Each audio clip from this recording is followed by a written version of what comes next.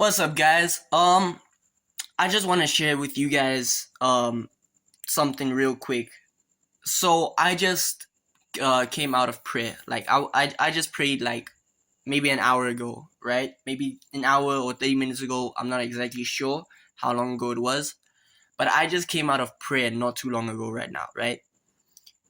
And as I was praying, I was planning on praying in tongues just for 15 minutes. Then for the other 15 minutes I was going to pray prayer points. I ended up praying in tongues for 30 minutes, right? And as I was praying, I mean not 30 minutes. I ended up praying in tongues for a whole hour, actually, yeah. I ended up praying in tongues for an hour. And then through that, like in that time of me praying in tongues, there was one point where the Holy Spirit where the Holy Spirit told me that I should write down what I'm saying. So I started praying in tongues again, and I started speaking slowly so I can kind of, remember the words that I'm saying and write them down. So as I'm praying, I'm writing down just incorrect spelling, of course, but I'm writing it down, just writing it down, writing it down, writing it down. And then at one point, the Holy Spirit tells me, okay, fine, from here you can stop, you can continue with your, praying in tongues. So, sharp, I leave that till I'm done with my whole prayer points, everything. Keep in mind, as I continue with praying in tongues, I keep seeing visions and keep getting revelations. Then I move to my prayer points. In my prayer points as well, I start seeing visions. I'll make more videos on that as the revelations come to me. I have it all written down. I have all the visions written down. So believe me, I'm going to make more videos about it once the revelations come out. But so the words that I wrote down after I prayed, I went and I put it in Google Translate. And I had to kind of put a few words here and there. Or not put a few words, but I had to put this word there, that word there. And no matter what I did, I couldn't find anything that translates to like an actual English sentence. So I decided, okay, because I had this stuff like underneath each other in bullet points, the words. Then I decided, let me take it out of bullet points and let me put it all in just one consecutive, like, cohesive, whatever you call it, paragraph. So I put it in the paragraph, and lo and behold, it actually translates to something. What I said, I'll put the picture, I'll put the screenshot here somewhere, so you can see. So it basically, it meant that. So the translation is there. I can't remember exactly word for word what it was, but it's here. So I looked at that for a second. And in my head, I was like, okay, let me take this to let me take this to ChatGPT and ask it to simplify it, because this was written in almost KJV language, King James Version, Bible, that type of language. So I asked ChatGPT to actually make it simple for me. Or I literally just took the screenshot. I sent the screenshot to ChatGPT, and it gave me this, right? This, and there's another page here somewhere. Yeah, probably they're both here somewhere, or you'll see them, popping up. What I said in tongues translated to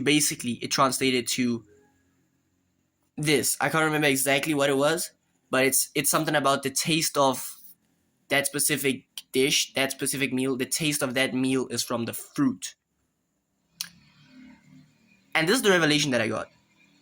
So I sent Albakwe, my friend, I sent him the screenshots and everything. And literally just before I sent him the screenshots, on his status he posted something about Galatians, like the chapter in Galatians where it's talking about Jesus, like Jesus is talking about the fruit of the Spirit and talking about bearing fruit. He is the vine, we are the branches and we need to bear fruits. Now, okay, Shub, it's all starting to make sense now. So here's my revelation. Here's my revelation. So you guys probably read this, right? There's a specific word for this food, the taste of this specific food, right? There's a specific taste for it. There's a word for that taste. That taste, that word, it doesn't mean like there's this fruit, and this fruit is not sweet, it's also not bitter, and it's also not sour. Instead, it leaves like a dry taste in your mouth.